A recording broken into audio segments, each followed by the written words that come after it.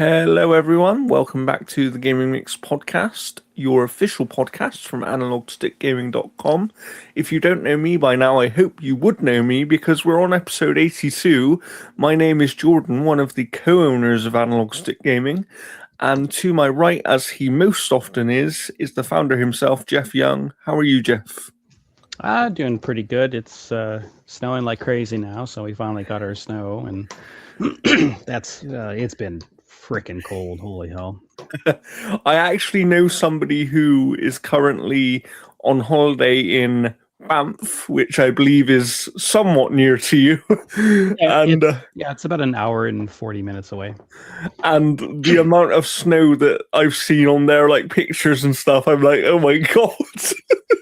Well, I mean, Banff has like ski resorts and all that kind of stuff, so it needs the snow. Like, it desperately needs it, because there's been some winters where like the snow has been pretty bad. Okay. My roommate used to work at a resort up in I can't remember where it is. It's like 3.5 hours away, and the snow was so inconsistent that they actually had to like cancel a lot of reservations for the ski and stuff, because like the skiing, the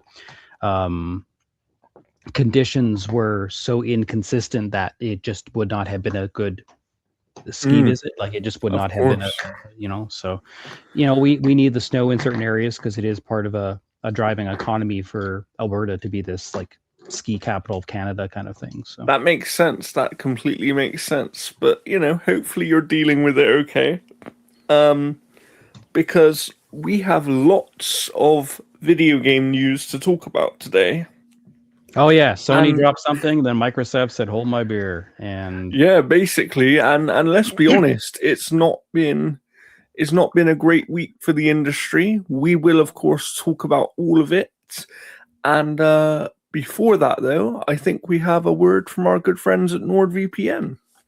Yeah, today's episode is brought to you by NordVPN. Right now, you can get 73% off your purchase and also get an Amazon gift card, all with a 30-day money-back guarantee. Browse the web the way you want to by visiting nordvpn.com/analogstickgaming today. Thank you to NordVPN, and I think we should start the news with PlayStation since they were kind of first on the chopping block, so to speak. Yeah, I mean, sorry, this new Notepad, like, I hate how Microsoft got rid of Notepad. Like, yeah, first they cancel down a bunch of studios and stuff, and then they're like, you know what, WordPad, you're next. Oh, alrighty. So what have we got here? All right, so PlayStation is closing Demon's Souls remake studio Bluepoint Games 5 years after it bought the developer. A spokesperson for Sony told Bloomberg that around 70 employees will lose their jobs and claimed that the decision was made following a recent business review. Bluepoint Games is an incredibly talented team, and their technical expertise has delivered exceptional experiences for the PlayStation community, the spokesperson said. We thank them for their passion, creativity, and craftsmanship. Bluepoint specialized in remakes and remasters of older games and had a long history of working with Sony. In a message reposted on Resetera, PlayStation studio boss Herman Hulst said the decision to close Bluepoint was made due to an increasingly challenging industry environment. Rising development costs, slowed industry growth, changing player behavior, and broader economic headwinds are making it harder to build games sustainably.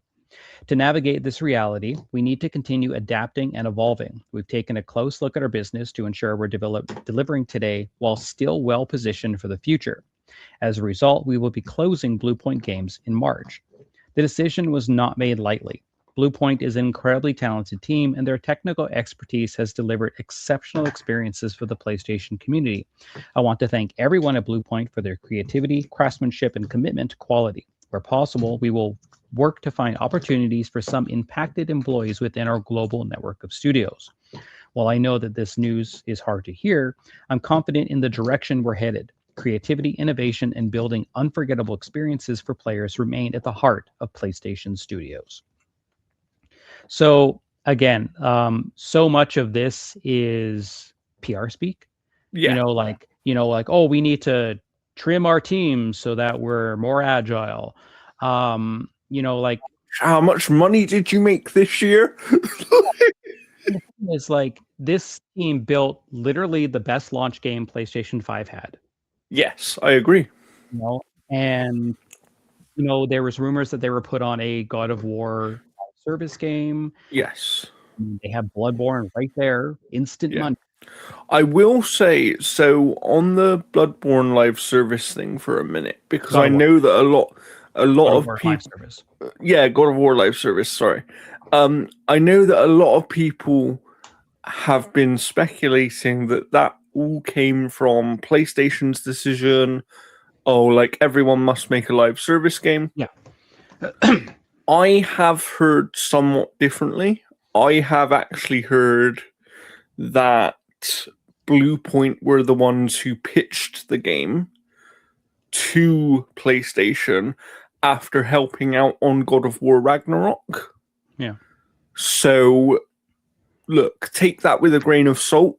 We don't know for certain, but what I would say is even if PlayStation was ultimately pushing the direction, that game that did get cancelled, the God of War live service game, was a two-way street. It's something that Bluepoint actually made a plan for, and we're working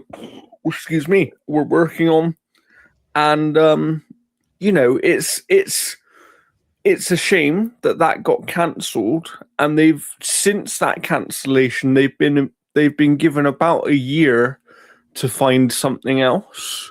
Yeah. And they haven't managed to get anything greenlit. But this really sucks, quite frankly, because Bluepoint have built a reputation as being arguably the best remake remaster studio in the industry because they just are very good on the tech side of things.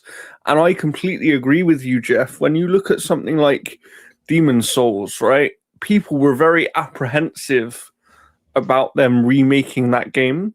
And yet it was the best PS5 launch game by some margin, in my opinion.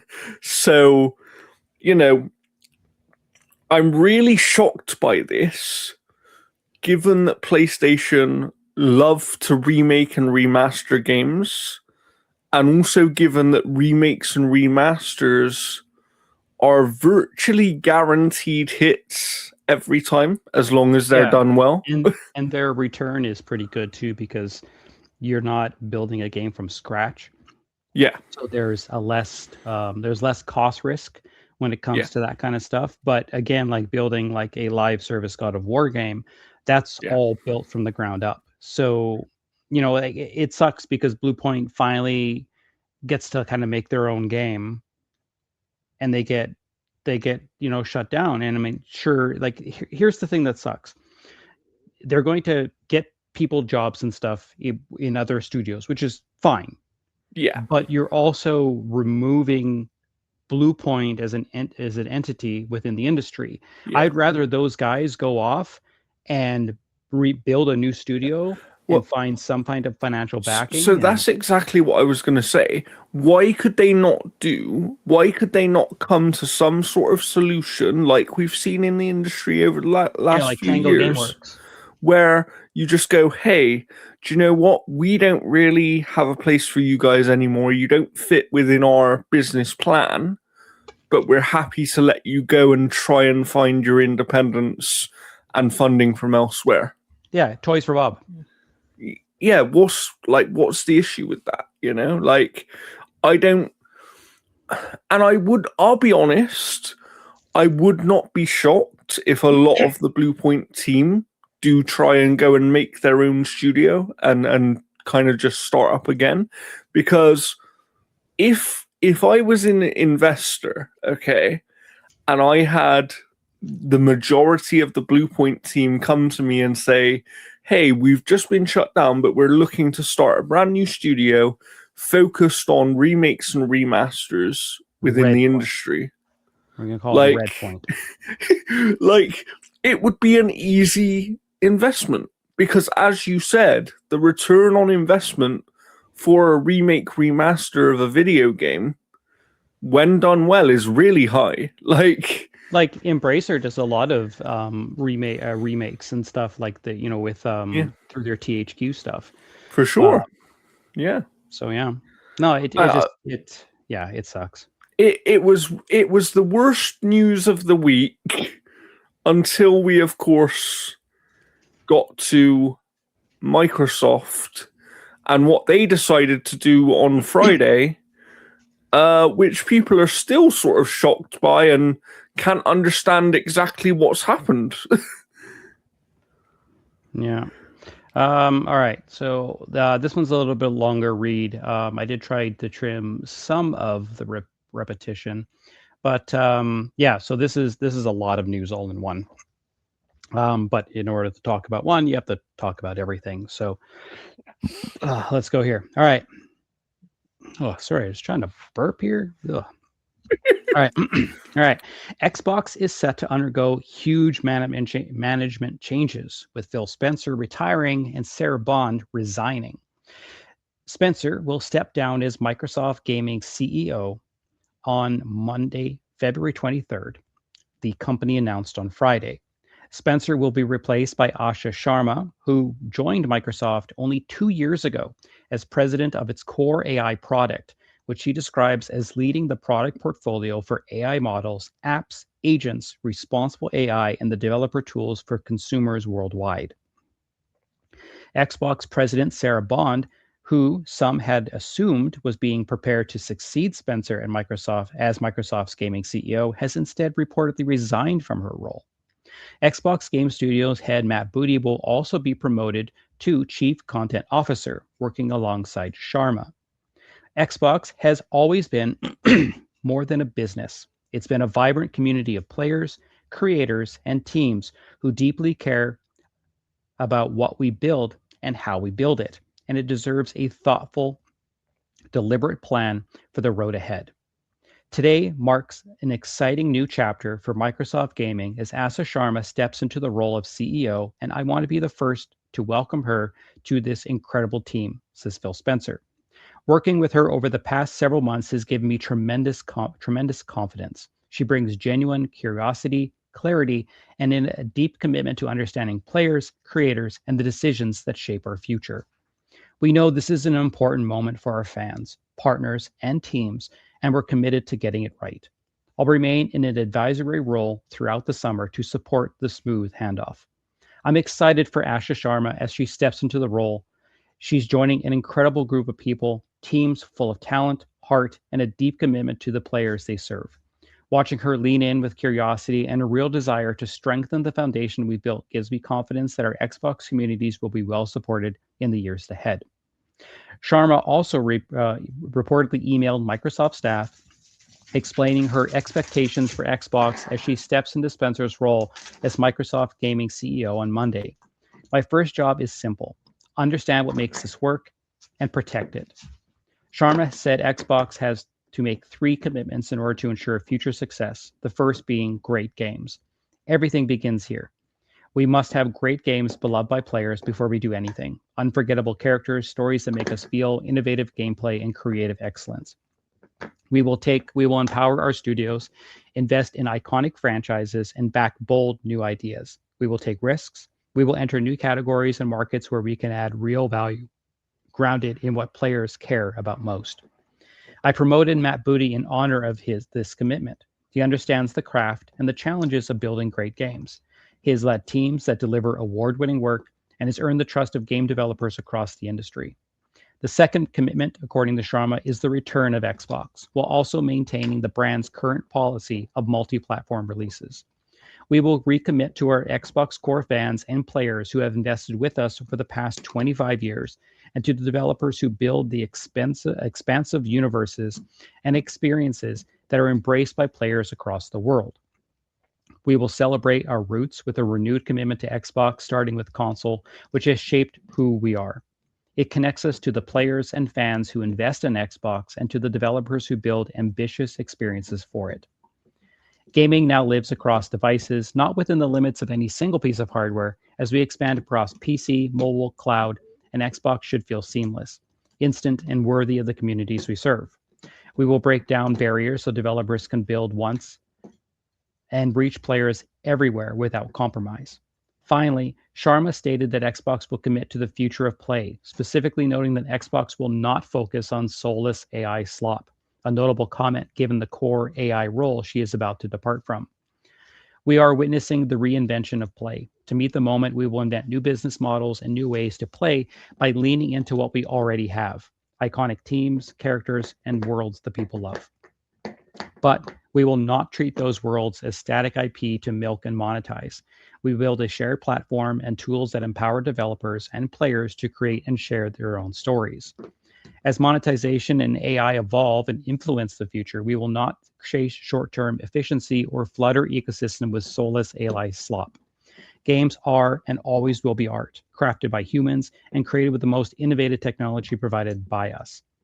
Lastly, in another email to Microsoft staff, CEO Satya Nadella stated, "I want to thank Phil for his extraordinary leadership and partnership. Over 38 years at Microsoft, including 12 years leading gaming, Phil Spencer helped transform what we do and how we do it." So yeah, there's a lot there because we have Phil retiring. We have Sarah Bond leaving Xbox, who we thought was going to take over Phil's role.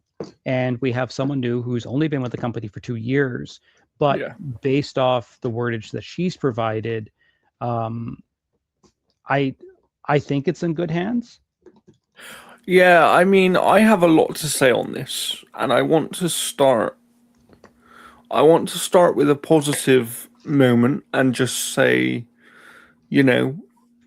thank you to Phil Spencer for his leadership of the brand. I firmly believe, and I will always believe, that he did save Xbox, and without him, Xbox probably wouldn't still be a thing today. Yeah. So thank you for that, Phil. And I think that also people forget that Phil Spencer is one of the few people that actually did work within the Xbox teams since the very beginning. And he was leading Xbox Studios during arguably their most prolific time of the 360 generation. Yeah. So I think there's a lot of negativity around Phil because of things that have happened in recent years. And I get it, because ultimately people are going to judge the face and the voice that they hear and see, right? I still have speculation that over the last few years, I don't think Phil has really been making the decisions. I think those decisions have been made above his head and kind of dictated to him as, you must do this, here you go. That also could explain why Sarah Bond didn't want to be in that position where maybe she was manipulated into kind of how she would have to. Yeah, and the reason that I speculate on that as well is because, let's be quite honest, we heard not too long ago that there was a big disagreement between Xbox leadership, gaming leadership, and the higher-ups at Microsoft over decisions that were being made about the direction the company was taking with gaming. So it seems strange that it wasn't that long ago that we heard that. Then the gaming leadership started to get very, very quiet as things went more and more multi-platform. And now the two leading people within Microsoft Gaming and at Xbox are gone, right? And one of them is retiring, although I have some speculation around that as well. And the other one has resigned, clearly. And to me, if you resign, that means you're not happy about something. That means that something has happened that leaves you in a position where you are not happy and you feel like you cannot stay within your role, right?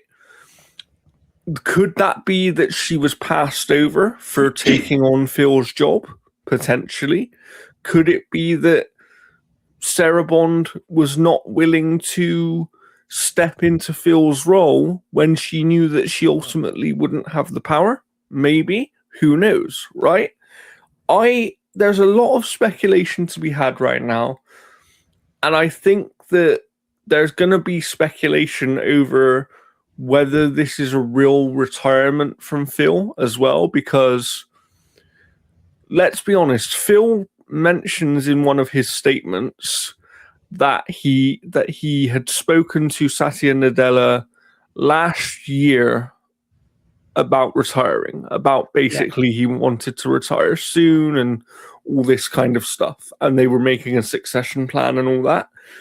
The reason I think that that's hard for people to believe is because if you have, generally speaking, if you have someone who's planning to retire that long in advance, you announce it in advance. You don't just announce it on a random Friday and go, sorry, I'm retiring now. You announce it in advance, you have a nice handover situation, and you have a moment where you celebrate that person's career, right? We've seen it with Nintendo in the past, we've seen it at other places in the past, and that's always going to lead people to think, is Phil really retiring, or was it a situation where he was basically given option A, retire, option B, we're going to get rid of you because we want to go in another direction and we know you don't agree with it? However, on the more positive note, Asha Sharma right now is saying and doing a lot of really good things. And she seems to, based on what I have been able to glean from some research about her, although she doesn't have a gaming background, which I know is a huge point of concern for people, one thing I have been able to figure out is that she's worked in many different companies, and whatever role she is in, she fully embraces herself into that role. And I think that if she does that within gaming as well, this could be an interesting time. Like, there's nothing wrong with a new, fresh perspective. But let's also remember, right now, this is just corporate statements and words. The actions speak louder than words, you know, like, and ultimately, let's be honest as well, we're not going to know the impact of this leadership change for at least 2 to 3 years, because the only thing that might change in the immediate term is they might close down some studios. But then you could speculate that maybe they were going to do that anyway, and maybe that's why this leadership change happened. You know? Yeah, it's like it is hard to see exactly, but yeah, like it's going to be at least 2 years before we really see the impact there. You know, like it is a very interesting transition for Xbox, because we're a year or two away from like the next Xbox. We're going to be talking about the PS6 here in our next story, but it'll be interesting to see, because most of the ideas and the implementation of what the next Xbox is already well in advance. Yes. So I don't think that we're going to see her affecting what the next Xbox will be. I don't think we'll see that kind of stuff. Like, I could see them maybe slowing down on some of the multi-platform stuff in regards to the day and date things to kind of have the Xbox brand. So I actually want to chime in on that for a second, because that's one thing I didn't mention. I know that there's been a lot of hyperbole and speculation that her statement means, oh, exclusives are coming back. I don't think that's what it means. But I do think that in a best case scenario, I think what you might see is them come out and make a solid commitment to be like, okay, if you play on Xbox, you're going to get these games either 6 months or a year before everybody else every time. Do you know what I mean? One thing that she could do, and this would have to be something that would have to be kind of measured just because of the costs, but if she brought back the physical games thing and stuff like that, For I sure. think that could be a big move for her to Mhm. kind of do. But again, like that's a huge cost commitment as well. What I find really interesting about her statement in particular, and it's because it's vague, but it also says the right words, and this is where the actions speak louder than words thing comes in, is recommitment to the core audience, right? Recommitment to Xbox and the core audience and fans. Oh, she could drop Game Pass price, and that would be a huge, huge thing for her. Put it back to the original price. Yeah. I mean, I'm imagining that she'll want to do at least something to make an early kind of splash with the consumer as like a goodwill thing. It's going to be interesting to see what that is. Whether that is coming out and saying, "Hey, we're going to be more transparent about our multi-platform approach. Here is how we're going to handle it." Because I actually said online, because I do firmly believe this, part of the problem that Xbox have had with the multi-platform approach is they haven't been upfront about it. I think if they just came out and were upfront and either said, yeah, do you know what? Every game going forward is going to be day one on everything, people would accept it and move on. If they came out and said, every game is going to have 6 months exclusivity, people would accept it and move on.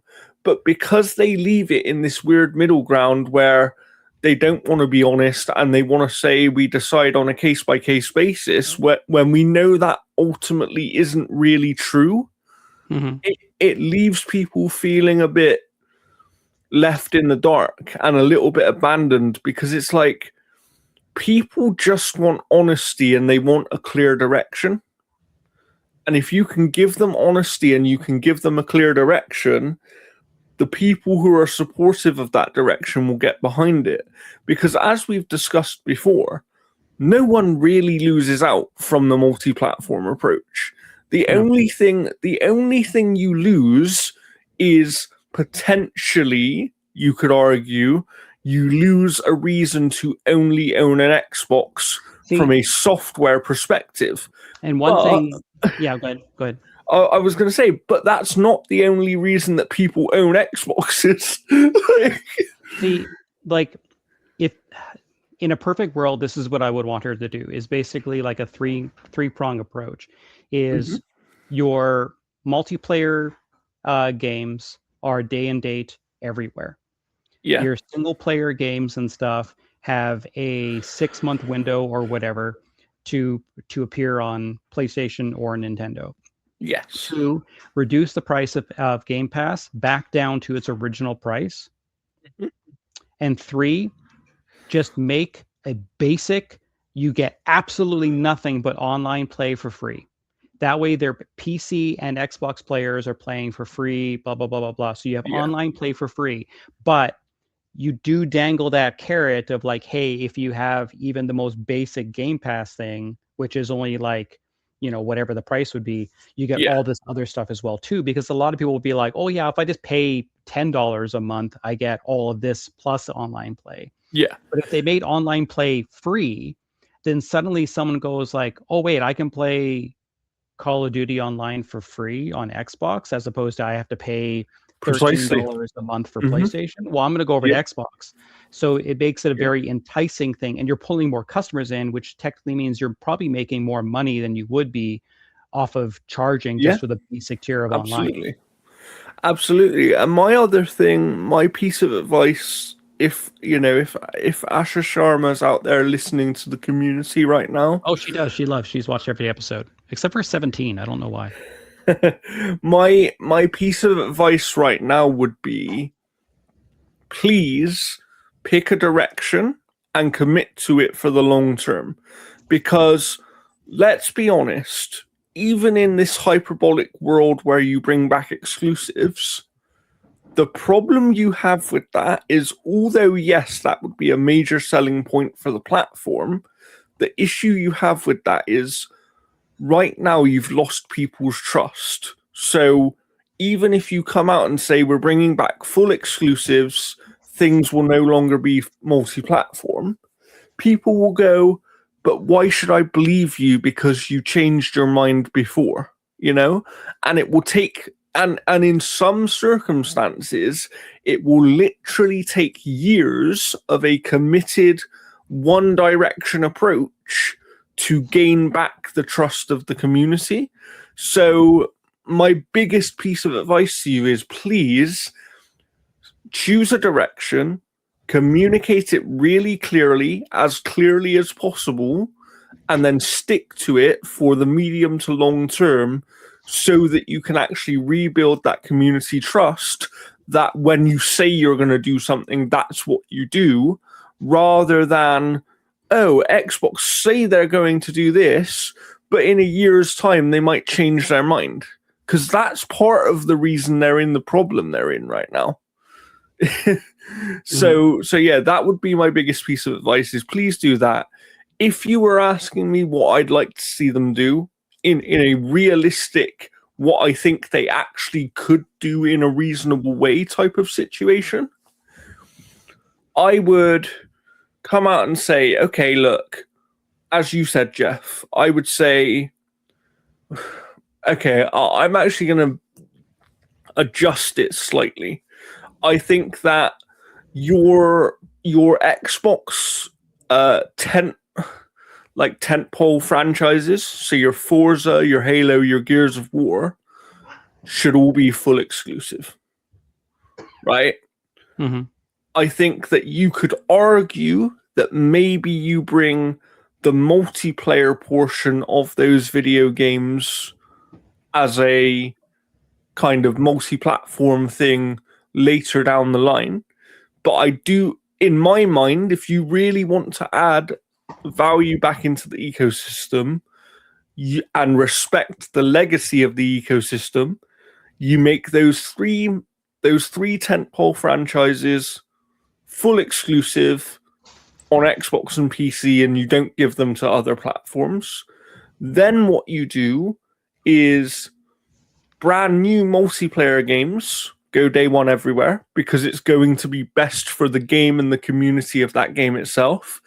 And then I think that single player focused games, if they're, you can kind of be a little bit, you can be a little bit more flexible with it, but you should still come out and say, look, we guarantee a minimum of 6 months or something like that.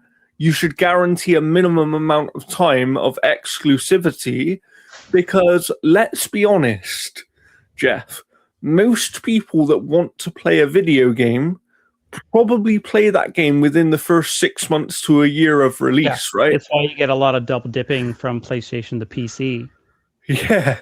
So it's kind of, even having 6 months exclusivity still brings back a lot of value to the ecosystem.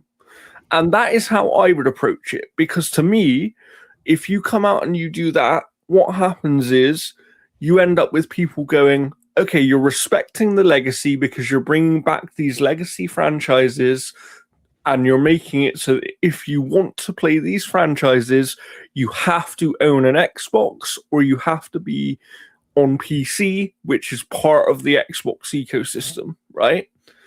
Then you're going, but we're not turning our back on the multi-platform approach, because we're also allowing things to go multi-platform. We're just having a more structured way of doing it. People would respect that. And one thing I wanted to say, because I have seen some people saying, oh, but they can't bring back exclusivity because the genie's out the bottle and all this kind of stuff. I actually push back on that a little. And the reason I push back on that a little is because they have never, ever come out and said every single game is going to be multi-platform. They've never said that. it's people have assumed that to be the case, but Well, because the I think the exact wording they said was like nothing is off the table. yeah. Yeah, and I believe they've said things like they consider it on a project by project basis as what's best for the game and what's best for the developer. And I, you know, and that's fine. But my point is, because they've never straight up come out and said, yes, every single thing we can guarantee is going everywhere. My thing is, it's quite easy to take a step back from that and say, everything we have announced is multi-platform, but after that this is how we're doing things, you know? So I don't believe when people say there's no way that you can put that genie back in the bottle. Yes, I don't think you can get it all the way back in. I think you would have to maintain some form of multi-platform See, approach. I I what I would do Hmm. is I would create. Sorry, my camera is like losing focus every now and then. I did Um, notice. yeah. So what I would do basically is you have Xbox Game Studios, and then Yeah. you can have Xbox Partner Studios, and the Partner Studio stuff is entirely multi-platform, day one, blah blah blah blah. But the Xbox Game Studio stuff would be the stuff that's exclusive to Xbox. Yeah, that's an interesting way of thinking about it. Then if it says Xbox Partner Studios, Yeah. you know it's coming everywhere. Yeah, so almost like having a clear signal of if it Yeah. says this, this is what it means. If it Yeah. says this, this is what it means. Yeah. Like, So you could have the Xbox showcase and be like, everything today is going to be published by Xbox Partner Studios, meaning it's going to come everywhere day one. yes. Yeah, definitely. And that's my thing is clearer messaging is the main thing I could think they can do better. I do want to talk a little bit about Matt Booty because he, Yeah. of course, has been promoted to Chief Content Officer, So he's which the triple A. basically,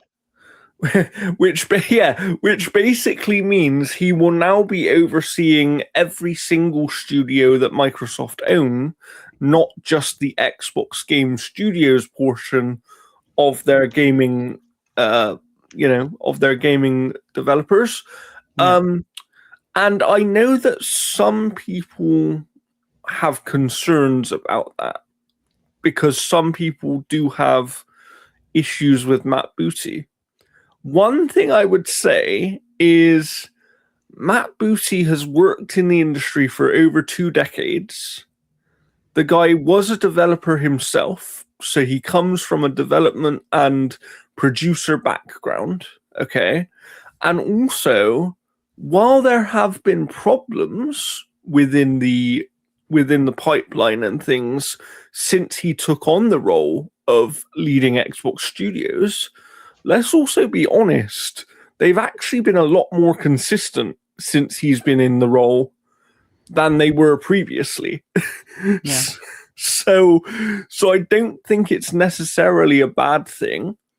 What I find interesting is that out of the original kind of three people, Phil Spencer, Sarah Bond, Matt Booty, I find it interesting that he's the only one that's been kept around. You know, he's the only one that's stayed.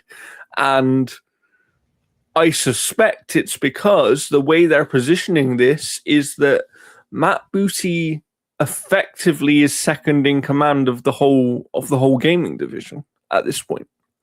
You Yeah. know, it's kind of like Asha Sharma is the CEO and she's overseeing the business side of things, but it almost sounds like Matt Booty has control over basically everything on the creative side of things. So it's very similar to the dual CEO stuff that Sony did for you were there for a little while there. Yeah. Yeah, like it's definitely a shock, um, to kind of with everything that's kind of happened with the Yeah. structural changes, the resignations, the retires, and stuff like that. And I mean, it'll be interesting to see where Sarah Bond shows up. Yes. Um, like, that'll be that'll be very interesting if she stays with a gaming, like whether or not if she goes to like EA or something like that, Yeah. Yeah, it would be interesting. Who knows? She might pop up at PlayStation. yeah. Who knows? But I do, before we get on to the PlayStation 6, I just want to again reiterate, thank you to Phil Spencer. Thank you to Sarah Bond. I actually do think you guys made some great decisions over the years. And we love Game Pass here. We're fans of Game Pass. So thank you for making that service a thing.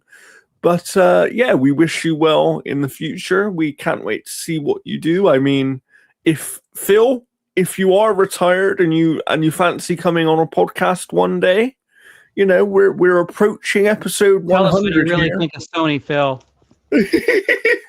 We're approaching episode 100 here later on this year. So if you're out there and would like to make some podcast appearances, we'd love to chat to you on the Gaming List podcast here. But other than that, I hope that you enjoy your retirement. And yeah, we send you our well wishes. Now, let's move on to the news of PlayStation 6. What have they been saying, Jeff?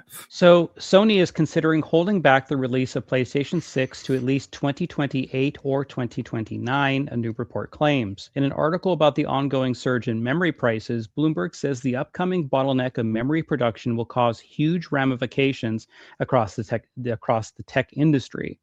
Dubbing it Ramageddon, the article asks numerous tech analysts on their views on the ongoing increase of RAM prices, a surge mainly attributed to AI data centers buying up huge quantities of it, making supplies scarce.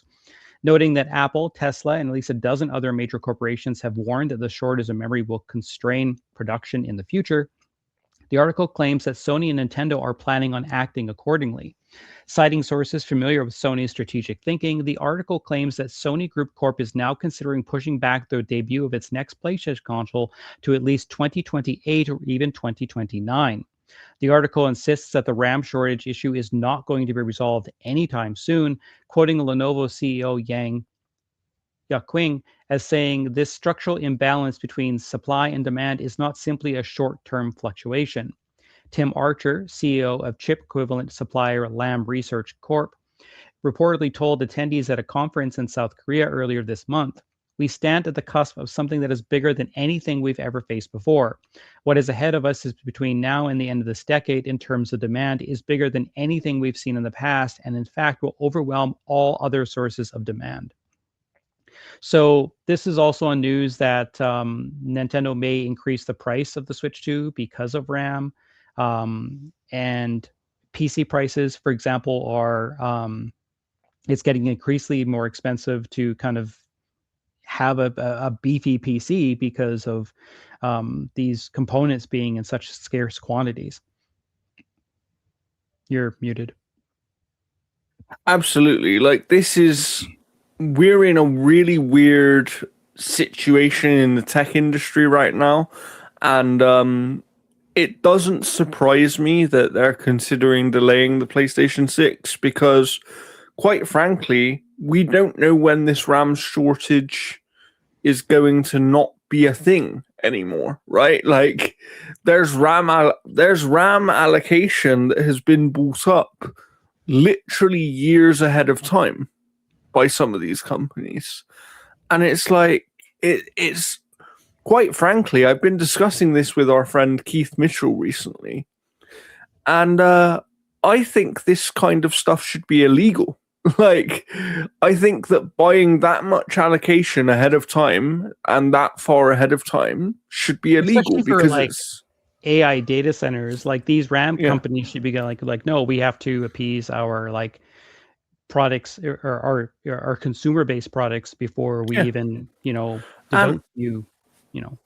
And we've seen it recently as well. Over on the Outer Haven, Keith Mitchell did a good article about it and a video as well about Western Digital hard drives. They've basically sold all of their storage for for the the next 2 years. entire year already. Like, Yeah. like what?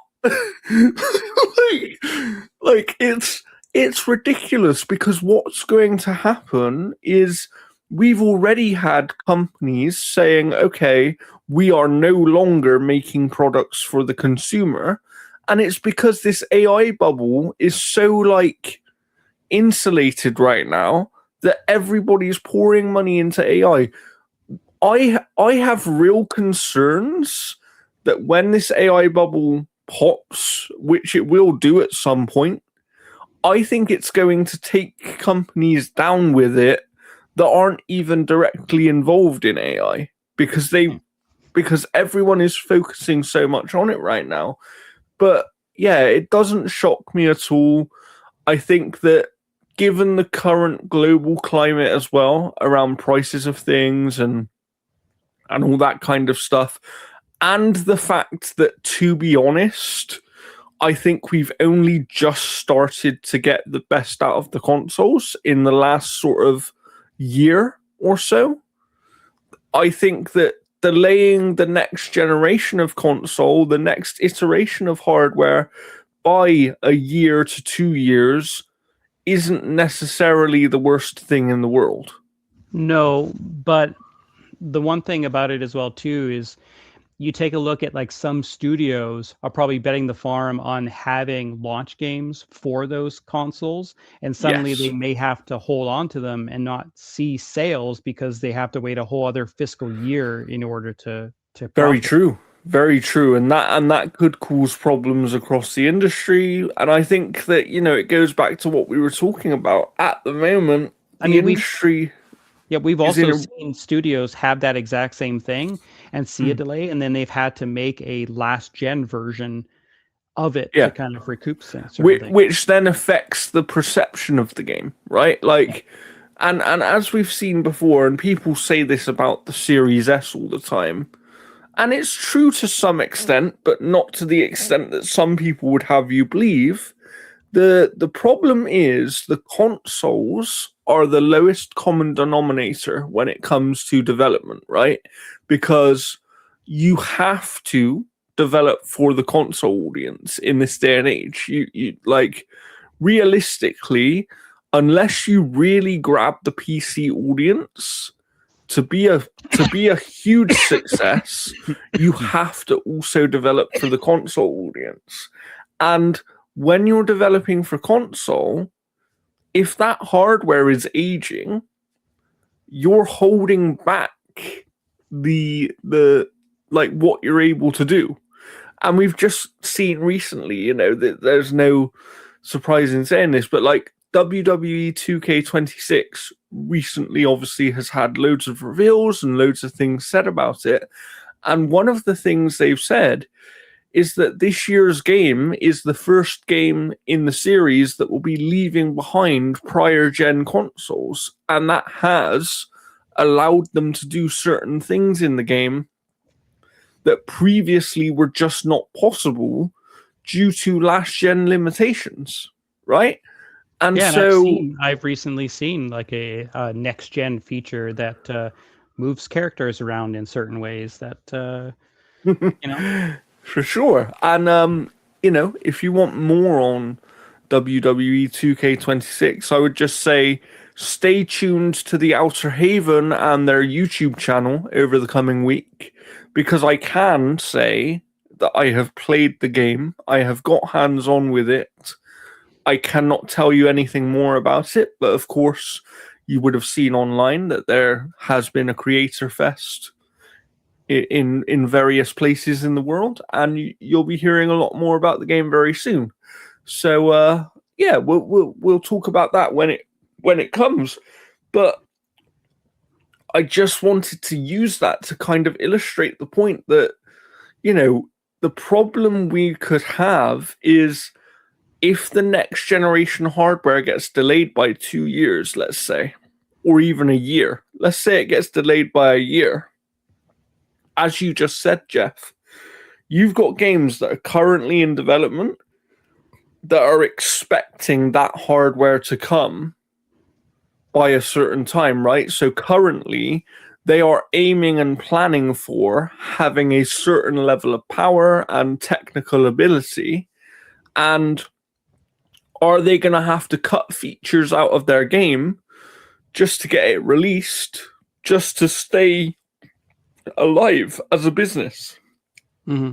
Like, let's be honest, the games industry is an industry where you can make tons of money. Yes, there's opportunity to be very, very profitable, but it's also very volatile. It's a volatile industry where sometimes you just have to release a game because you run out of money.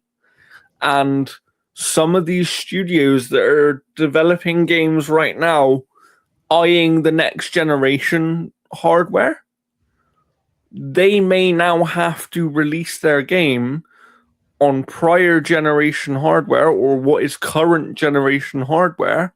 But to do that, they might have to strip away things that they were planning to have.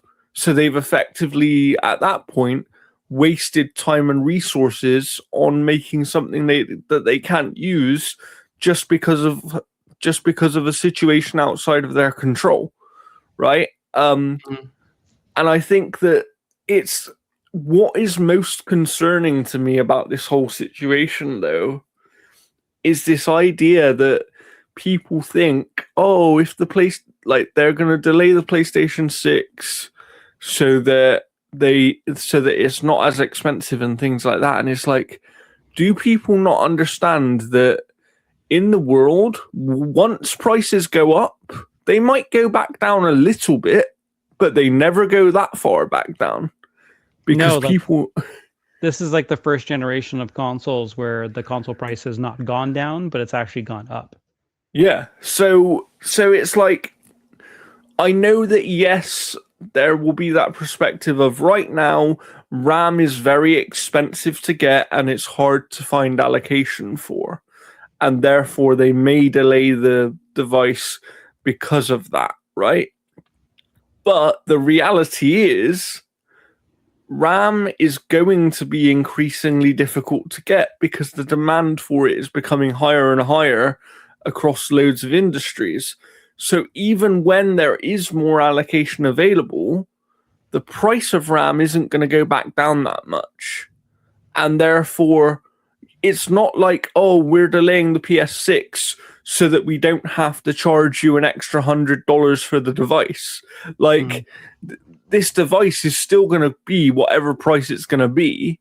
And it's the only way that it would have been a lower price is to have the RAM cost not shoot up like this, right? But once it happens, and they're not going to all of a sudden go, oh, now we got more allocation available so we can lower prices again. The only way that prices ever go down is when supply outweighs demand, right? Yeah. But in the technology sector, that's never going to happen. Yeah. Because there will always be demand especially for things like RAM and storage, there will always be demand. And I think that we're in danger, quite frankly, and people have spoken about it in the past. I think we are in danger of seeing a situation where lots of people get priced out of this hobby that is called gaming. And that really concerns me. Oh yeah, I don't have a doubt in my mind that the next Xbox or the next PlayStation is $1,000 Canadian. Easy. Yeah, I agree. I completely agree with you. So, we'll see where that goes. But we do have a little bit more news today. So where do we want to go next?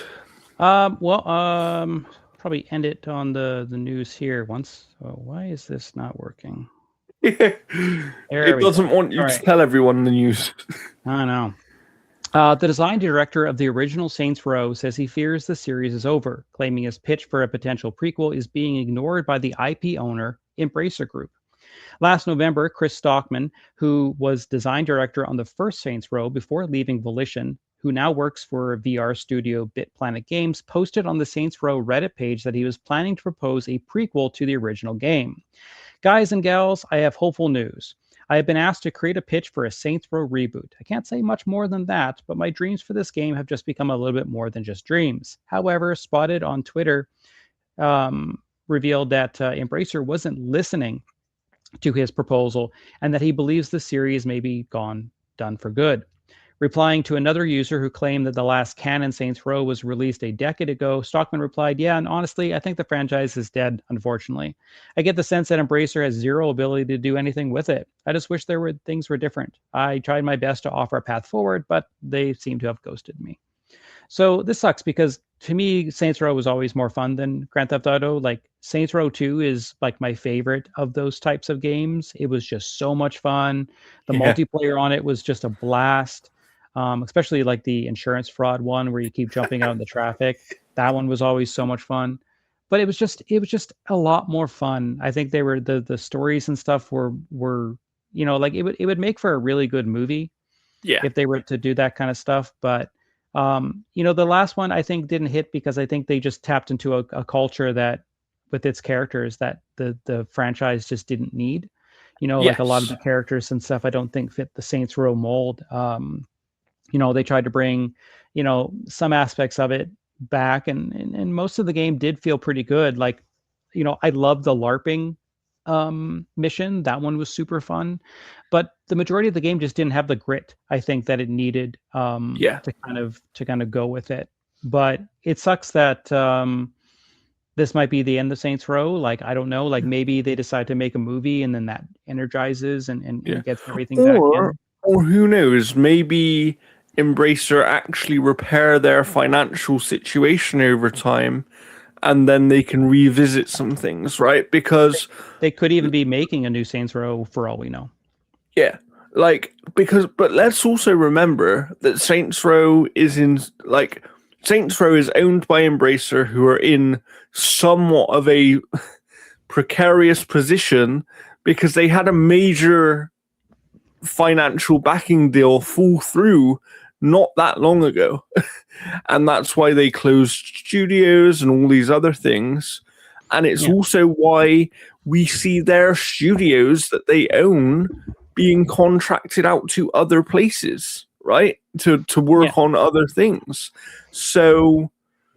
I'm kind of, if it really is the case that right now they feel like they don't have the ability to do anything with the franchise, that kind of wouldn't surprise me because Saints Row at this point is a financial risk because the last one was not successful. The game before that, people sort of liked, but not as much as the previous ones.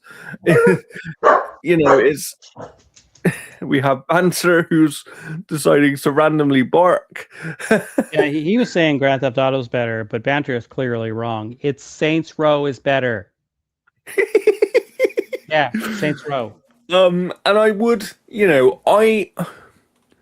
I've always been a fan of Saints Row. I'm not necessarily of the same feeling that it's more enjoyable than GTA, but I do think it was more enjoyable in its own way. And I think they lent they lent quite heavily into slapstick comedy and all these other sort of things. Yeah, like I didn't like 3 or 4 as much. Like 2 is the sweet spot for me. I've enjoyed 2 better than any GTA. Yes. It was just more fun. Like it was honestly just more fun, especially in playing through that game in co-op and doing all those shenanigans and stuff. I just had way better memories with it. For sure. But I would be sad if this is the end of the franchise. I would be sad about it. But hopefully it can return at some point in the future with a fresh set of eyes and fresh set of ideas, and we'll see what happens. And the reason I say that is because every time a GTA comes out, it reinvigorates that type of video game, where people go, oh, okay, now we can make those again because people want them again. And it's so I think there is a chance that in the coming sort of 5 to 6 years, there's a chance that we see that genre of video game reinvigorated, and maybe Saints Row will return. Like you said, who knows? Like, they might be working on something already. what I would like to see from a Saints Row game is more identity around the gangs that you're kind of doing. Like if let's say you're Saints Row and you take over other gangs and stuff, and it works like the Yakuza where you have your different houses and then you do your merging where you're taking over with whatever and hostile takeovers and stuff. If like the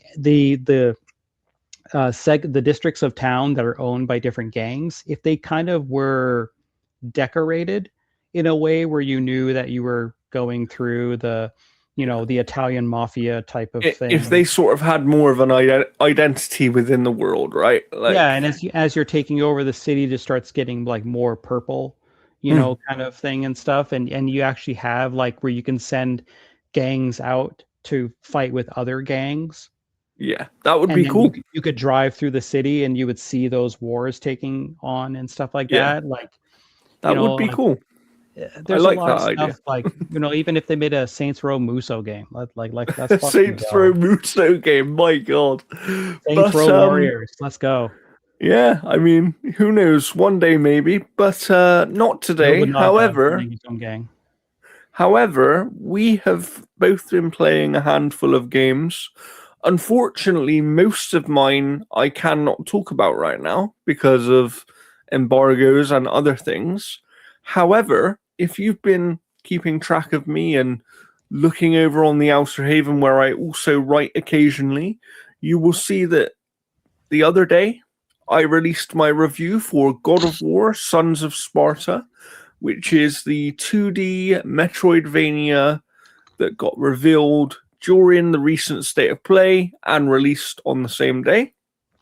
We were provided code for the game, and yeah, it's an interesting one because I like that they took the risk of doing something different with the franchise. Okay, and from a story perspective, I do think that once you see out the whole story, it builds quite nicely on the lore and the character of Kratos, because this game is a prequel to every other game. And what I mean by that is it's basically set out like this. Kratos is telling a story to his daughter about the events of his youth, right? So you get to learn more about young Kratos and his brother Deimos and one of their adventures that they go on. And it's interesting. It's interesting from that perspective. If you're someone who really cares about the lore, I think there's a game here that you should play and you will enjoy. It has a few major problems, though. The early game pacing is among the worst that I've ever seen in a video game. Like, the first 3 to 4 hours of the game is slow, not only in a storytelling perspective, but from a gameplay perspective. Because you start off with very basic combat, okay? You have a spear and you have a shield. And basically, your attack button is square. You can attack with square. And you can block using L1 on the shield. You can also parry, but the parry is useless, so I don't even bother talking about it in the review because it's literally useless. Like, there's no point doing it. And it's like you basically are stuck with a basic attack and the ability to block, dodge, or jump for about 2 to 3 hours in the game.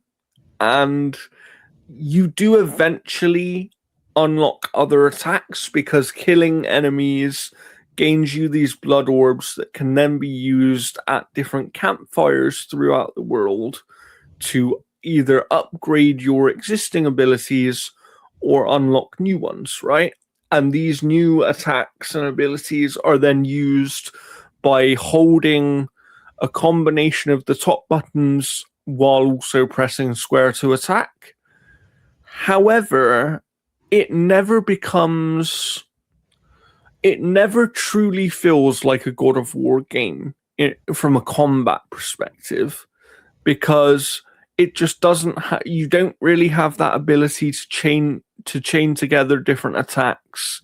You don't really have the spectacle either because of the 2D platform here.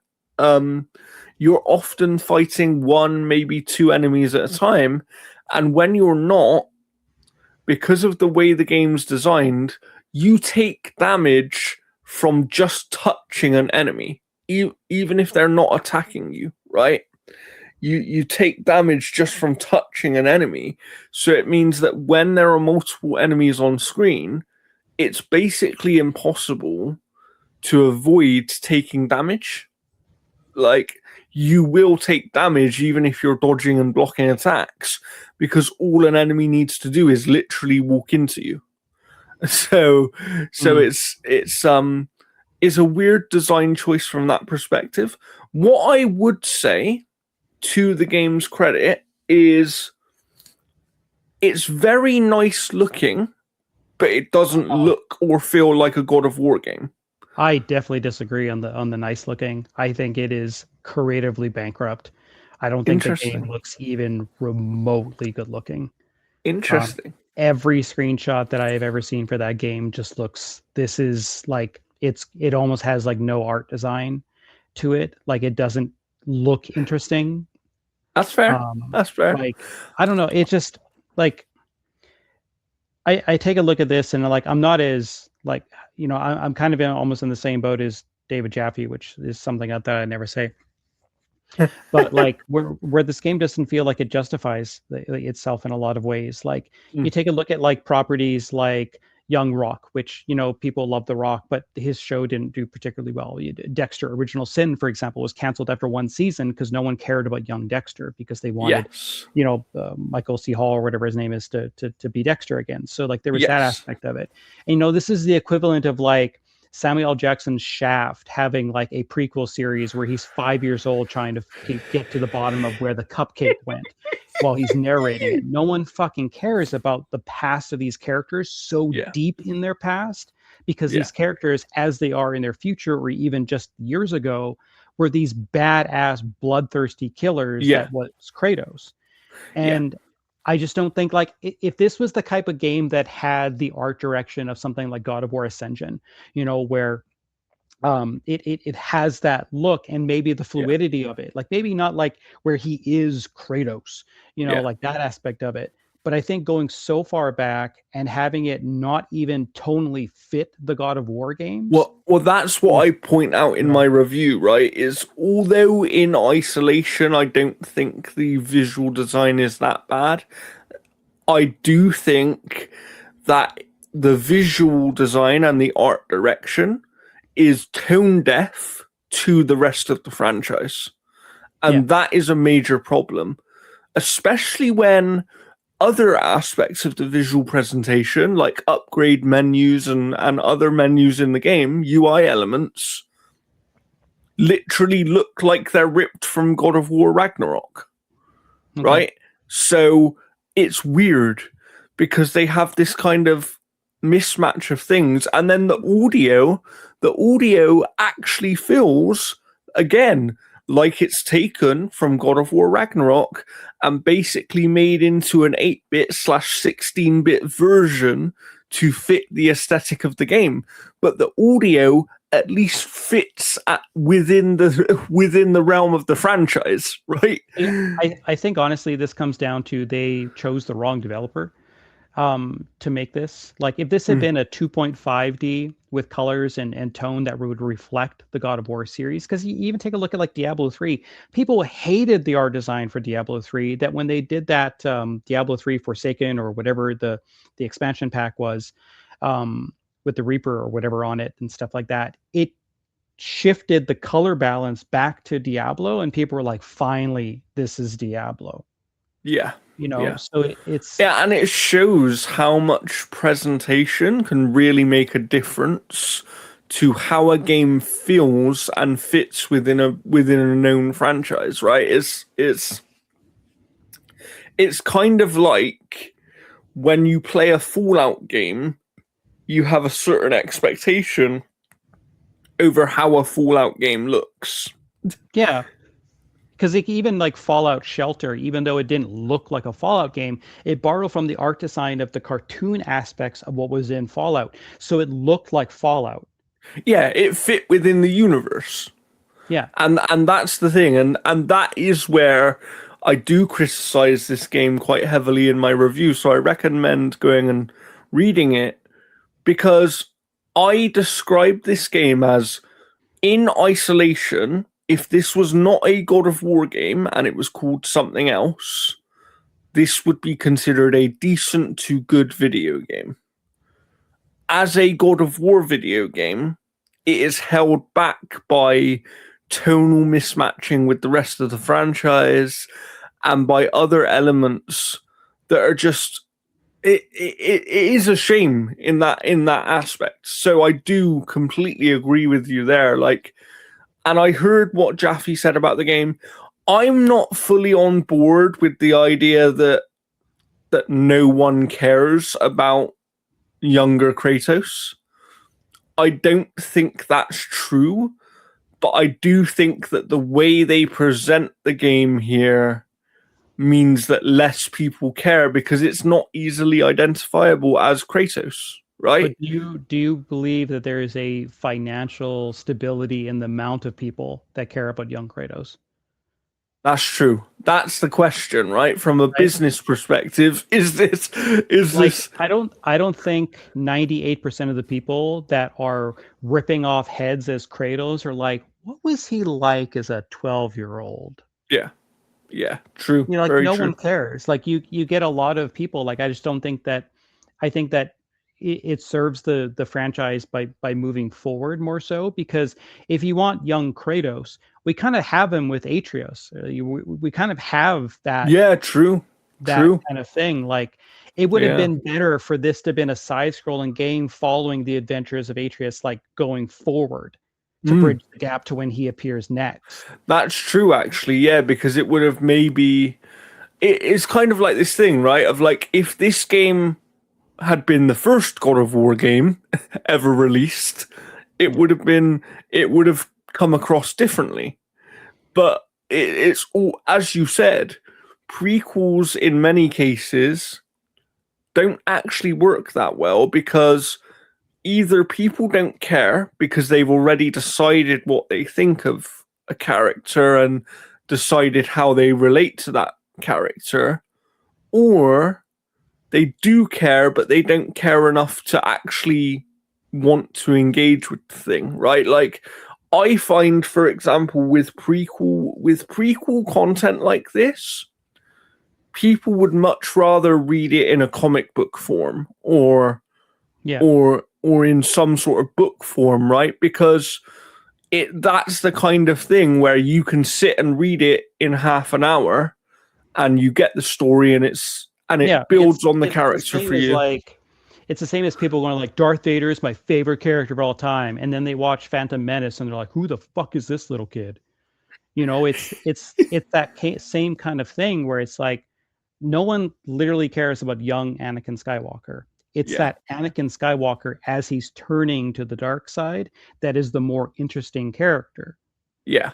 Yeah, no one cares about the child version. They do care about him before he was Vader because they want to see what that change was. Like that moment when he turns and stuff.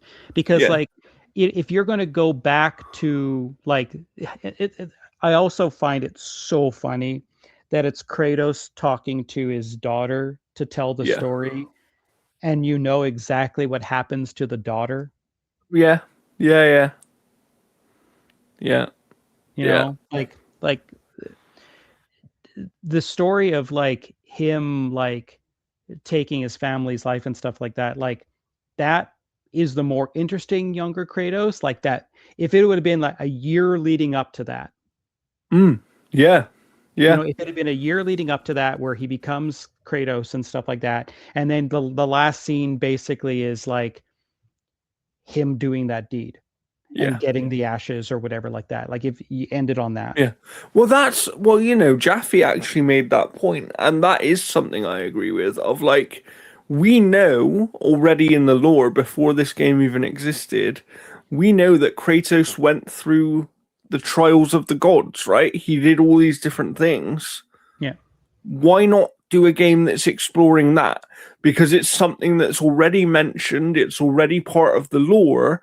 Yeah. So expanding upon it is different than creating this whole new element of the lore that's never been mentioned before. And if you're going to do a Metroidvania, then get the Madrigal and Whispers of the Witch Tree team to do it, because aesthetically that's more of a God of War game than Sons of Sparta. Yeah, definitely. So I ended up quite mixed on this video game. I think that, as I said, I sum it up that in isolation, I think if you can separate it from the rest of the God of War franchise and you're evaluating it just as a game in its own right, it's a decent to good video game that you will have fun with. Yeah. And I do think that people who care about the lore in a deep way and want that expansion of the Kratos character, there is a story here that's interesting. However, I do think it's going to be an unessential game for most people, and one that you don't need to play. And that's kind of where I sit on it. 10 years from now, when they do a complete God of War collection featuring every single God of War game, this won't be it. I agree. It's the same way that I reviewed Metal Gear Survive. Horrible Metal Gear game. Yeah. Good game on its own. Yes. Yeah, absolutely. Even if I was told to break my thumbs with a hammer. So But you have been playing a lot more than me that you can actually talk about, Jeff. So where do you want to go first? Well, I'm going to copy and paste the games into the chat so I don't have to keep going back to Discord here. So. That sounds good. All right, so we'll get a couple kind of quick ones out of the way here. So I played Neva Prologue. This is the prologue to the events of Neva, which released in 2024. Neva was fantastic. One of the best games I played that year. It was a 10 out of 10. It was truly fantastic. Now, Neva Prologue kind of surprised me because I wasn't too sure what Nomada Studios was going to be working on next, how soon it was going to be until we saw what their next project was. And it turned out that some of the team was working on this prologue, which is about 45 minutes to an hour. I saw one review outlet say that it was like 2 hours long. They probably went and made a sandwich and forgot that the game was playing and then checked their time at the end. I have no idea.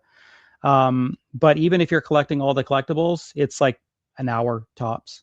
Because I beat it in about 40, 43, 44 minutes. And this thing's like $3.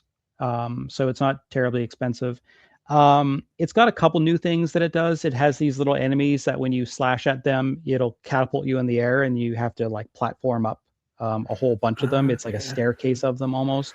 That reminds me of some other games, actually. We've seen other games do a similar kind of mechanic. That's cool. Yeah. And like it's got that. A lot of the art design at the very beginning is very barcode-like, where you've got these like white misty woods and then the black trees up in the front and stuff, so it almost looks like a barcode. Oh, nice. There's very few combat encounters in the game, and it's against basically just enemies we've already fought before. There's this one part where the sunlight kind of comes in and makes these platforms materialize, and sometimes enemies, I think in just one encounter. And those kind of platform challenges are kind of fun. You meet Neva for the first time. It's this little cub, and there's like this slow building of trust with them, and you have to kind of carry them and platform and jump. There's almost like a scarecrow kind of mechanic where if the monster sees you, it attacks you, but if you hide behind these pillars and move when the time is right, it goes through that. But I will say, the last boss is one of the worst bosses I think I've played in years. Oh Like wow. it's like one of those bosses where like you're like, all right, second form, let's go. No second form. It's basically it fires an attack, you jump, slash, slash, slash, it turns around, fires an attack, jump, slash, slash. You do that like 4 times and it's dead. Oh wow. Yeah, it was like I think I gave it like a I think I'm giving it like a 6.5 or something like that. Hmm. It is it's not a waste of time, but it to me it doesn't justify its existence at all. Like it doesn't feel like something that should have been made. Like I don't know if we really needed how Elba and Neva really met, especially with how simplistic this prologue is. Like at $3, it's going to be short, but Neva was only 4 hours and it had such a dramatic impact across so many of its moments. There isn't really one moment here. And that's the thing is it doesn't do anything with that 45 minutes to really justify anything. It doesn't make an impact. It doesn't really have the emotional core that Neva had. Yeah. It just doesn't have those moments. And to end it on such a generic fight, um, it's decent, as best as I can put it. But yeah, I was really disappointed with not, and I say in my review, it's not the length that disappointed me. It's just the lack of moments within that length. Yeah. Yeah. Because you Yeah, can you because I see mean, short films. look, an hour of content for $3 isn't bad, but from what you're saying, it doesn't really have any of these memorable moments that will Like, leave an impact on you. yeah, like I've seen 45-second Instagram reels that have more emotional depth than this. And That's that's, crazy. like it is just unfortunate. Like again, it's quality in terms of like its production values. Like it looks just as good as Neva, but it lacks something to really justify why they've taken development resources away from whatever they're working on next. Yeah, that's fair. That's fair. Well, what else have you been playing recently? So I played East Proud Nordics, which is the revamped definitive edition of Yeast Nordics. So this is an interesting one because in Japan it was an upgrade path, which means that you could just jump into the new content with a completed save. And this one here, at least now, they are making it an add-on. I think a month from now or something on Steam. They're working the logistics side on that, and That's eventually good. passing that to console. Because, like, I hated having to play through like 35 hours of this game just to get to the new content. Because, like, again, like the previous game, I can't remember what I scored it, but like it's my least favorite Yeast game. If this had been my favorite Yeast game, I would have no problem playing through it, but it's my least favorite of these games. And the new content to me is just not particularly worth it. Um, because like I don't think the story really needed to be told. I don't think we needed another two-character romance kind of background characters and stuff doing this stuff. And we get to find out why the Nordics, went to this new land and why they were forced out of their homeland and stuff like that. And you also get some quality of life updates. They made the ship slightly faster. However, I'd have to see a side by side because that shit was still so slow. But if you've never played East Uh, Nordics, this is the version to play. I Um, was just gonna say you scored the original game a 7 out of 10. yeah, and I think the new one, I think I gave it a 6.5. I can't remember. I will Or check maybe for you now. or maybe in a 7.5. Like it is the better version, easily. Like the additions and stuff that they've added and stuff are You better. also scored the newer version a 7 out of 10. Okay, so the same score. So yeah, like like it's such a complicated thing because yes, this is the better version, but I shouldn't have had to play through the entire game to get to Yeah. this new content.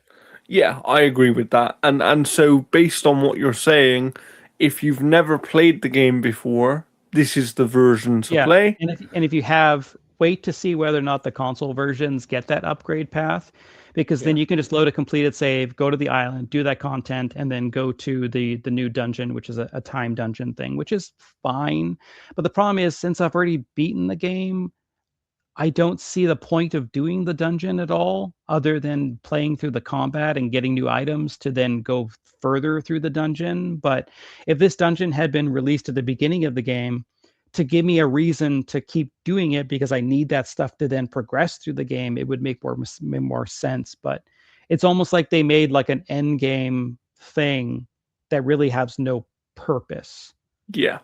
So, but yeah. That's frustrating, but I think that you make a good point that if you're someone who hasn't played this use game before, then this is the best version of it to play. So, go and check it out and make sure you read our review on it. But what else have you been playing recently, Jeff?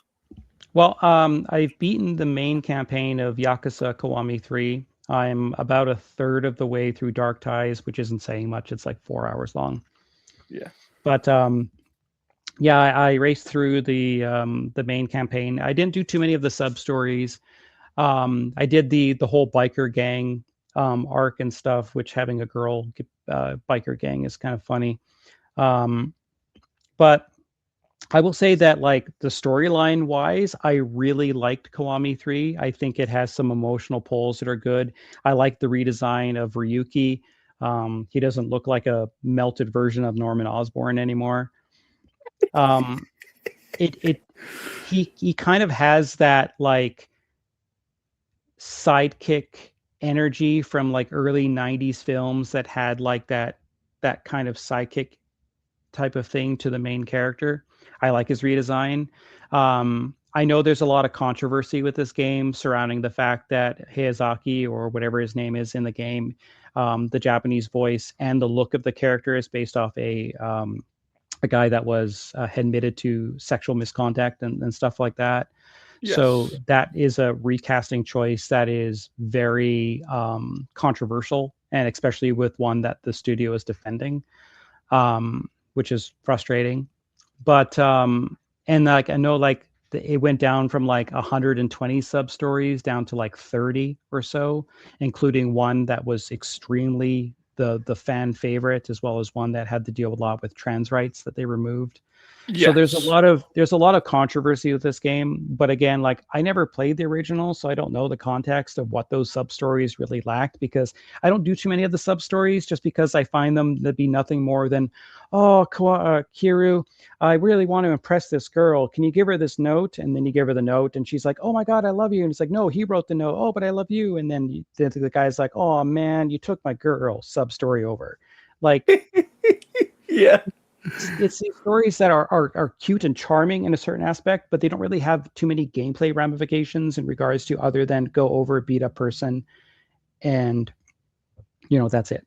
Like Yeah. some of them don't have kind of something that's kind of worthwhile to complete. Like I like all the new additions that they've added and some of the nods to like the other games, like they had where you have to go and take pictures of certain things. You meet that guy with the roller scooters, yeah, as he's like building his design, because these games take place in the past, right? So Yeah. you see the origins of that. Like there are some pretty decent stuff. The combat system is very trimmed down. They added like one fighting style with weapons, and then you got dragon style, and and I like the story of where it goes. I like how they deal with like Kazama, returning, and like how they handle just a lot of the characters. Like it's really, really good. I do like Mine, and playing as him in Dark Tides and Dark Tides, and seeing his growth to power and how he's using Kanda, and like even how Kanda is used in the main game is really good. Um, it's an excellent Yakuza game. I know it's marred in controversy, but that controversy to me has a ceiling of like, am I uncomfortable with the stuff that they've cut? Sure, because I don't know really what I'm missing. Sure, I might be able to go back and play the original and be like, oh man, they took out so much good stuff, blah, blah, blah, blah, blah. I don't have that context. The only controversial part of it that I definitely do agree with is they shouldn't cast a sexual predator essentially in a role of a character that, despite him being cast to really make you feel like he's a creep, that doesn't It's not sit. justified, right? Yeah, It's not justified. Like you could like I will say the guy that does the voice acting for the English, like the English voice acting in this game is fantastic. I'm yes. still not absolutely sold on Kiru's voice sometimes. Um, but it's like I never played Kiwami 2. I did a story recap of kind of what happens because Mhm. this game takes place directly after the events of the second game, so there is some context there. And we are going to see that actor in Kiwami 4, Yes. just because he does play a role. They've definitely changed and retconned a few things and whatnot, and Hmm. like have certain characters basically, you know, kind of had to. I mean, I think only like one character really dies. I think in this, well, I mean, one Yeah. major kind of character kind of dies, but everybody else is like they're going to be okay despite getting like their heads smashed in with a sledgehammer. Yes. Yeah. But no, it is a very good Yakuza game. It runs very good on Switch. I wish load times were a little better. But I mean, I'll never get tired of that engine. I'll still never get tired of running around Kamurocho. I like how you get to play Game Gear games. So playing columns for the first Yeah. time in probably like 30 years or something was pretty fun. Um, but Yeah. no, it is a very good game that is unfortunately going to be remembered for a casting choice that some people won't even play Dark Ties because that character features so prominently Yeah. um, in that game. Like we've seen Sega deal with controversy before, especially with Judgment and having to like recast and change things. So I'm Yes. surprised that this went through as it did. And the Hmm. fact that the studio's defending it, I don't think it's ever going to change unless there's enough public pressure for them to make that change. Yeah. Um, but yeah, that's the one side of the coin here is that it's an absolutely excellent game that's marred in a lot of controversy, whether it's cut content or retconning or like honestly, I think they could have done with the whole bike girl angle. I think that just takes away from the story, especially when it's like, blah, blah, has been shot. You have to get to the hospital. Oh my God. And then you can go and do the biker girl gang thing for like 4.5 hours. And you're like, yeah, he's fine. There's doctors there. It's the whole Fallout 4 thing where it's like, my child's been taken. Oh my God, I'm freaking out. And then you're like, wait a minute, I can garden? Oh, fuck that kid. I'm going to go and build a town and garden. It's that same kind of thing where the pacing issues are very weird in this game. There's no sense of urgency ever, like ever. Be like, oh my God, they're bulldozing the orphanage and blah blah. They're killing everybody. Oh my God, and then you can just go and fuck around and gamble and you know do whatever. So like there is some weird pacing issues where I kind of wish that it was just a little bit more focused on telling its story sometimes. And it still has that weird thing where there's like these blackouts between the same conversation where they're having a talk and then it goes black and then it cuts to a different angle and they're continuing the conversation. Yes. And Yeah. there's one part where this one character is telling you a lot of exposition, and he's like, I think we should take a break right now. And then it cuts back to Kiryu and the detective, and they're like, well, this is what we found out, blah, blah, blah. And then you stand up and you're in the room and you talk to the guy. It's like, do you want to continue the conversation? Yes. All right. Now that we've had this break, here's more exposition, blah, blah, blah, blah, blah, blah, blah. I think we need another break. They do that 4 times in the same conversation, and it drove me fucking up the wall. Yeah. Like Yeah. it's That's so crazy. weird. That's Like crazy. I don't know if it's because they have different teams working on different parts of the conversation and that's the best way that they can connect them. Hmm. I don't know. I mean, possibly. I mean, or perhaps I don't know. It's because I've seen. So I haven't been able to play this yet, but I have seen that specific scene that you're talking about. And what I find weird about it is he says, "Why don't we take a break?" But then you can't even leave that room. if you could leave the room, go and do something else, and then come back, Yeah. I would be like, okay, that kind of And makes more sense. it's so funny. It's like, well, we got to make sure that the military complex has A, B, and C, blah, blah. Let's take a break. And then it cuts back to the characters. Like, well, we know that the military complex needs A, B, and C. But what else do they need? Let's talk to him again. And then you talk to him again. He's like, all right, this is what A, B, and C needs. Blah, blah, blah, blah, blah, blah. Like they just repeat the last thing. Yeah. It's so weird. And they do that 4 times during that conversation. Yeah. Like how many breaks? Like honestly, it's like I have to go pee, and then he leaves the room, and like you're talking and stuff, and you hear a flush, and then he comes back out, and let's continue. Like it's weird. Like there's just some weird pacing issues with that game, but it's still fun. It's still a good Yakuza game. I think the combat's still super fun. I think they've streamlined a lot of things to make it fun. They've modernized things up to kind of how the current Yakuza games are kind of like. But yeah, it's just it's got some problems for sure. Yeah, that's fair. I mean, it doesn't surprise me because ultimately this is a remake of one of the earlier Yakuza games as well. So Yeah. there are certain things that are just going to hold over from that original version that they can't avoid, right? So there's going to be some limitations in terms of what they can do. But it sounds good to me based on what you're saying. Overall, Yeah. it sounds like a good experience, and I do look forward to playing it at some point when I finally get a bit of time. But as you know, we're both working on things all the time at the moment. Oh, I know. And like big game, hopefully aligning in my inbox on Monday or Tuesday. So that'll be really, really good. And then, hopefully, our partners at 2K can, get us review access for WWE 2K26 because based off everything that they've kind of shown right now, that game looks super fun.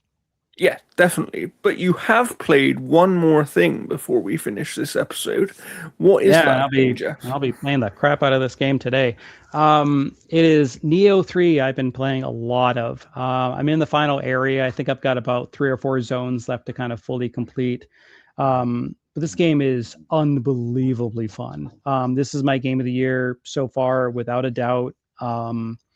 I have not tired of anything this game's offered. The co-op, like going through a Crucible with 2 other players, it almost feels like you're just speed running that bitch. Like it just feels so fun to just like rip and tear through that section. Like we encountered this one boss. I don't know if you fought them. It starts out with this wheel rolling, and then the wheel splits, and then this like big chested cat lady with an open kimono basically comes out, and the person I fought with did this one attack, and you see her health bar just, and she was dead in like not even 5 seconds. It was ridiculous. Wow. We just destroyed her. Oh wow, brilliant! And yeah, I do like how you can customize your character to kind of like take on the form of some of the other characters you fought, but you can't do the monster characters, which is unfortunate because I want to play as that one girl with the horns and the red ripped top. Yes.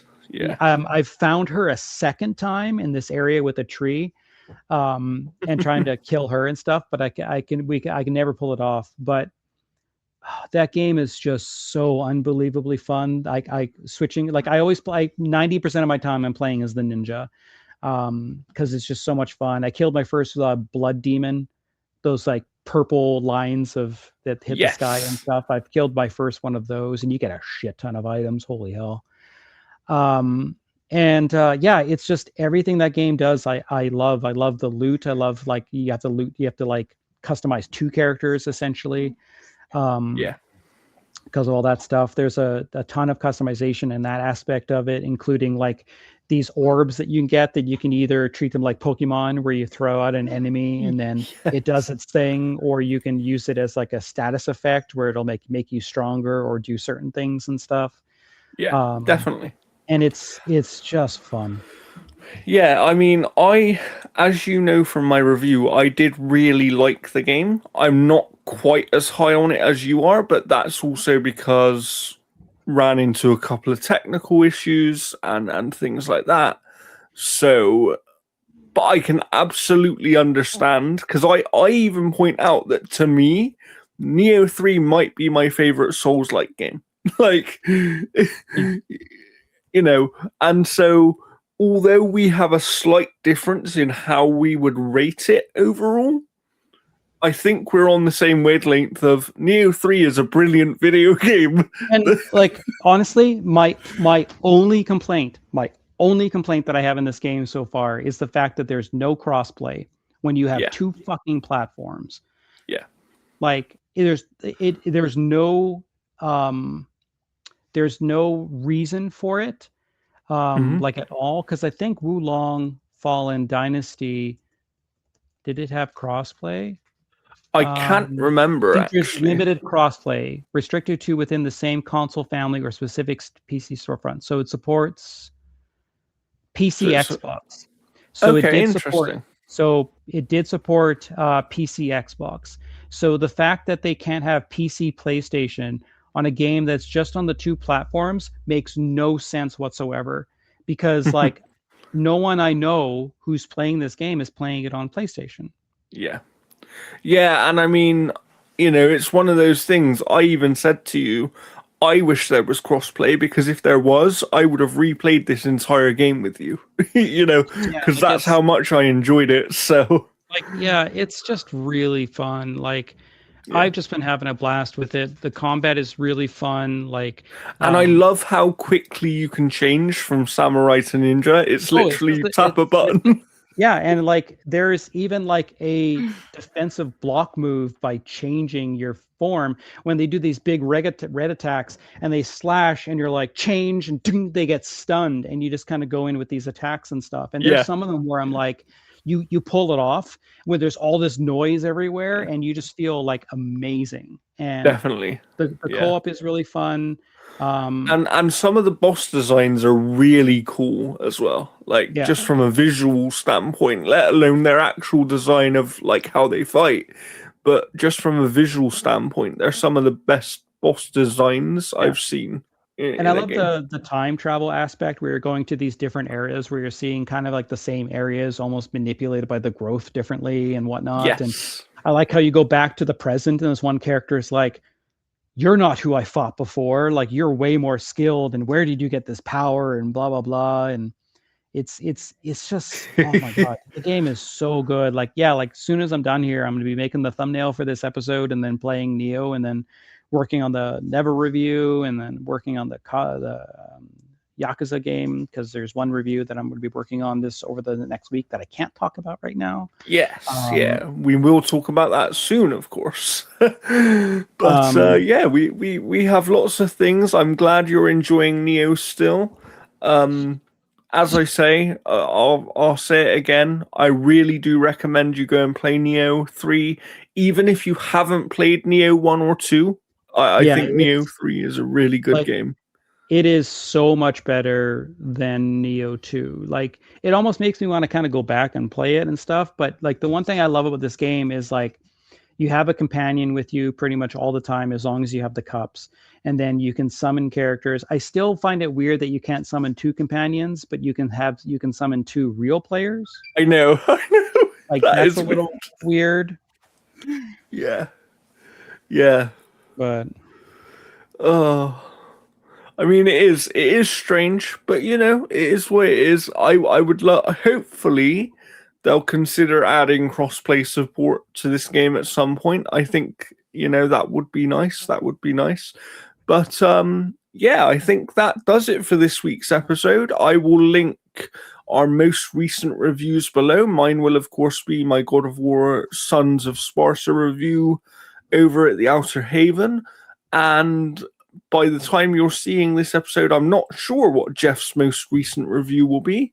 What will be your most recent review, Jeff, by the time people see this? Well, today I'll be putting out the review. As we're recording on the 22nd. So I'll be putting out the review for Neva Prologue. And then before the end of the week, I'll have the Yakuza review done. And then the first week of March, I'll have the review done. So people can look forward to that one. Yes.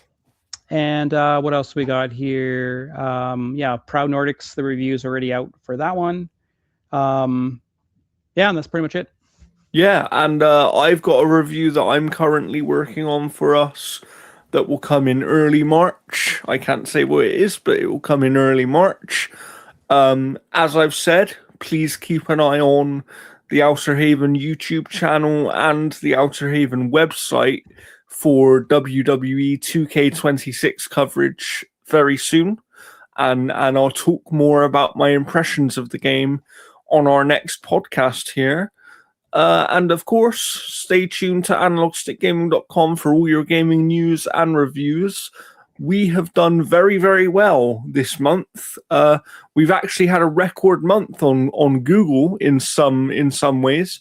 So I'd like to say thank you to everyone who's been supporting the website, using us as your source of information and reviews. It's really helping us, and we are firmly on the up, which is great to see. So if you enjoy our content, please like and subscribe to the channel, share this video with all your friends, but we will see you in the next episode. Goodbye. Bye.